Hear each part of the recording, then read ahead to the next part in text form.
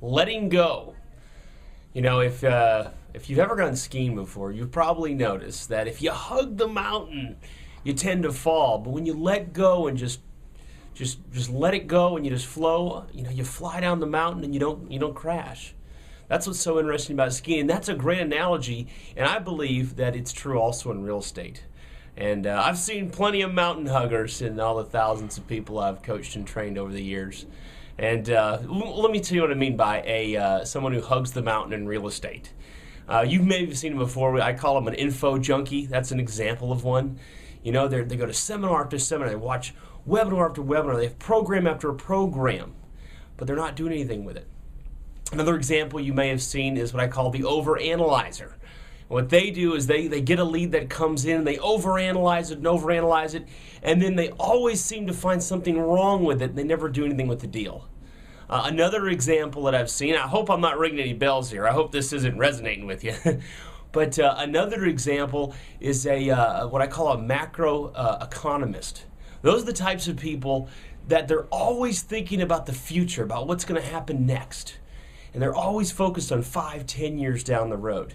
Another example would be what I call a desk organizer. That's somebody that focuses all their time in making sure their business cards are right, their pen is organized, their desk is all straightened out, but yet they leave the really important items till tomorrow or the next day, right?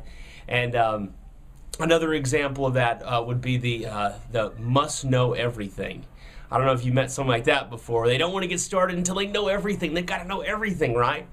Well, this analogy here about skiing, I think, is so powerful in real estate. And I really hope that if any of these things I'm saying right now resonate with you, that you could really overcome some of the things that have held you back. And this is what I need to say let's first start with the info junkie. I want to say to you that you can't learn to ride a bike by reading the manual.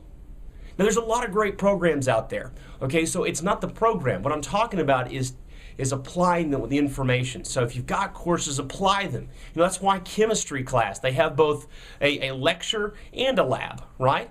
So that you can apply the information. Because until you actually apply what it is that you've been reading, what it is that you've been listening to or watching, you don't really learn it.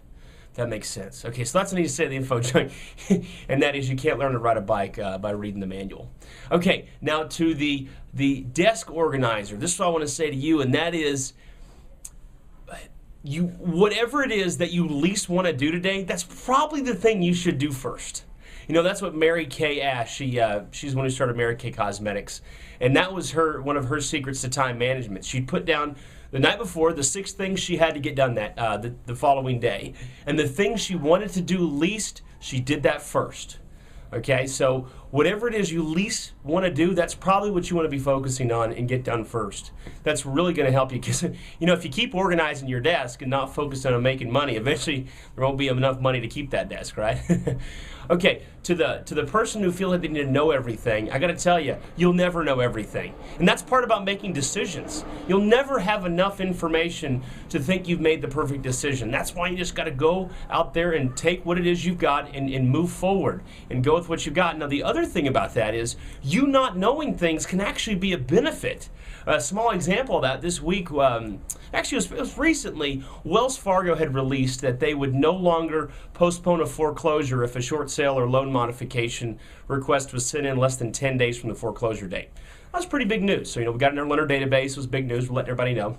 And one of our students, didn't see that. They didn't read in the lender database that important memo about how they wouldn't postpone the foreclosure. 3 days prior to foreclosure, she gets a lead, comes in. She didn't know any better. She submitted it. This was this week. And Wells Fargo, they called her back and they said, it's not within the 10 days, so we don't usually do this, but we're going to go ahead and postpone the foreclosure and process this request for you. Who knew, right? She didn't know that she wasn't supposed to be successful. She went ahead and got it done anyways. And sometimes that's what's so important. Sometimes just going out there and taking action, you not knowing you weren't supposed to succeed, so you went ahead and succeeded anyways. And that really happens a lot more than you might think. So I want you to keep that in mind if that resonates with you. Now, the macroeconomist, I was talking to actually a macroeconomics professor one time, and he said, Phil, I've spent my whole life focusing on 5 to 10 years into the future. And And what I've noticed is that most people make big money within 1 to 2 year increments.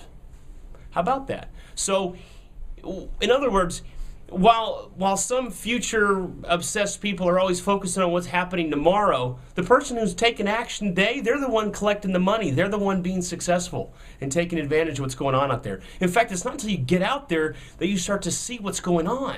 So you start to see with your own eyes opportunities that you would never have known existed had you been waiting on the sidelines, reading more and more articles and blog posts and more, you listen to more and more interviews about what's going to happen tomorrow.